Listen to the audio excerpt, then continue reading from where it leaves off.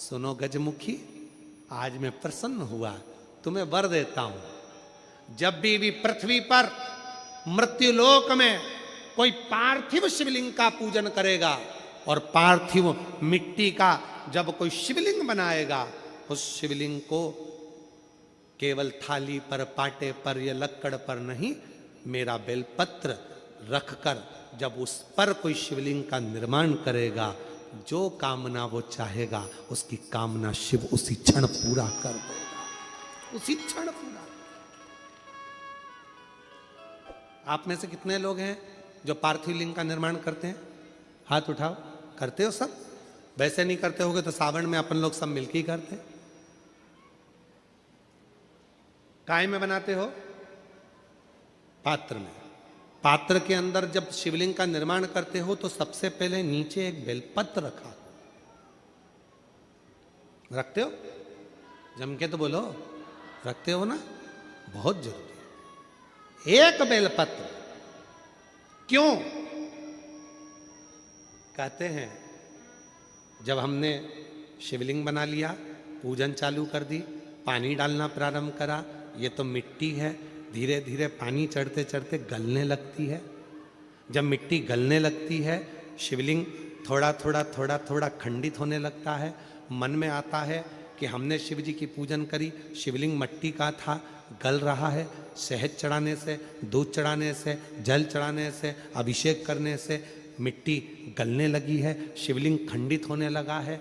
शिव महापुराण की कथा कहती है, पार्थिव लिंग को, मिट्टी के शिवलिंग को जब हम बेलपत्र के ऊपर निर्माण करते हैं, पार्थिव शिवलिंग बनाकर पूजन करते हैं, तो वो मिट्टी का शिवलिंग अगर गल भी जाए, टूट भी जाए, पानी में बह भी जाए, तो याद रखना वो कभी खंडित नहीं माना जाता, वो अखंड ही माना जाता है।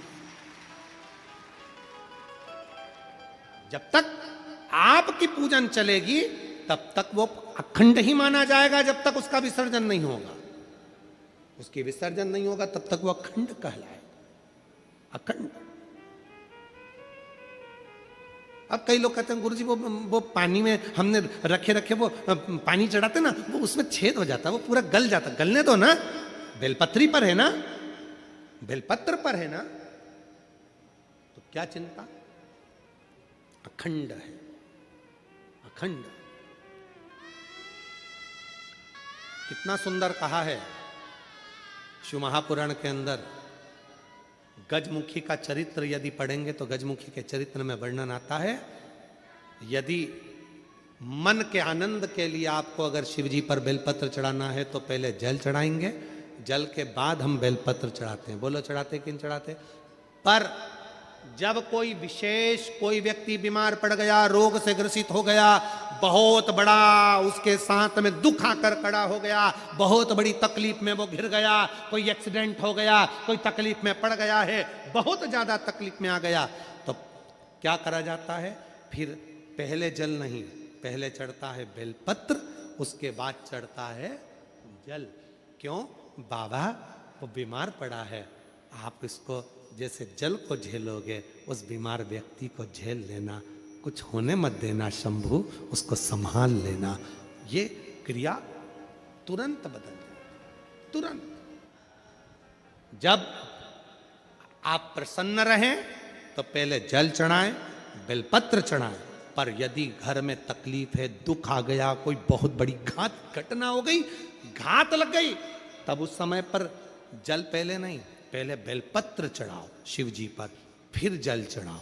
जब आप बेलपत्र चढ़ाएंगे उसके बाद जल चढ़ाएंगे तो वो बेलपत्र आपके घर में जो तकलीफ है, कोई हॉस्पिटल में पड़ा है, दुखी है, उसको वो झेल लेता है, फिर उसको भटकने नहीं देगा। बाबा उसको ठीक कराकर भेज ही देगा अपने घर की ओर, उसको संभाल लेगा,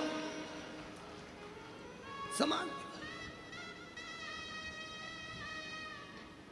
विश्वास की पूर्णता, भरोसे की पूर्णता शिव कथा कह रही है।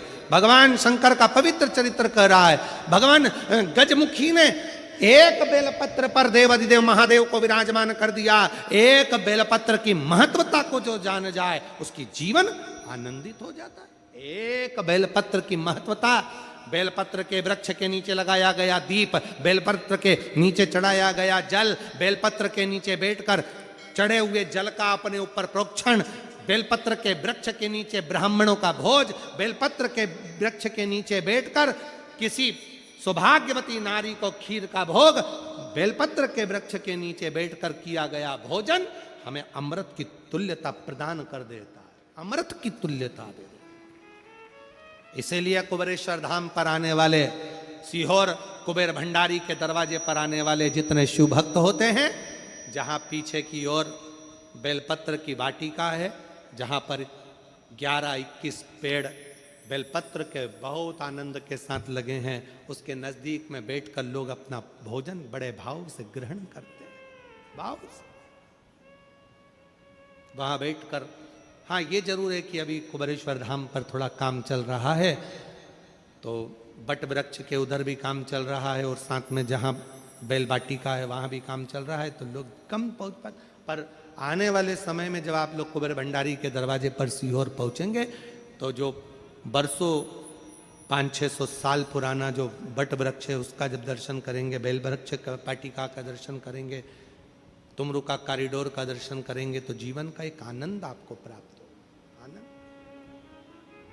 और हम आज प्रयास करेंगे, आज शाम को हम अगर फ्री रहेंगे तो शिव महापुराण में जहाँ पर बेल की इतनी महत्वता लिखी है कि बेलपत्र को चढ़ाने से, बेलपत्र के नीचे जल का प्रोक्षण करने से, बेलपत्र के पेड़ के नीचे जल चढ़ाने से, दीप लगाने से क्या क्या फल प्राप्त होता है, आज अगर होगा तो हम अपने YouTube पर भी उसको अवश्य पूरी पुराण में उसको पढ़ते हुए, दिखाते हुए उसका पूरा वर्णन करेंगे और आप लोगों को वो सोशल मीडिया से पहुंचे, प्रयास करें दिखाने का। शिव तत्व है, उसको समझो। कथा चल रही है मंथन की, और बड़ी विशालतम कथा है मंथन की, जिसको हमने इस पवित्र आनंद के साथ ग्रहण कर रहे हैं, मंथन की। और ये कथा आगे, इसमें बहुत सारा वर्णन है इस मंथन की कथा में, समय की सीमा है पर कथा की थोड़ी ना सीमा है, तो उसको हम प्रयास करेंगे। अभी देवराज नाम के ब्राह्मण का प्रसंग लेते हैं, और ये जो मंथन का प्रसंग है इसको कल इसको पुनः लिया जाएगा, और इसमें 3 तरह के पुष्प का जो वर्णन है इस मंथन के प्रसंग में।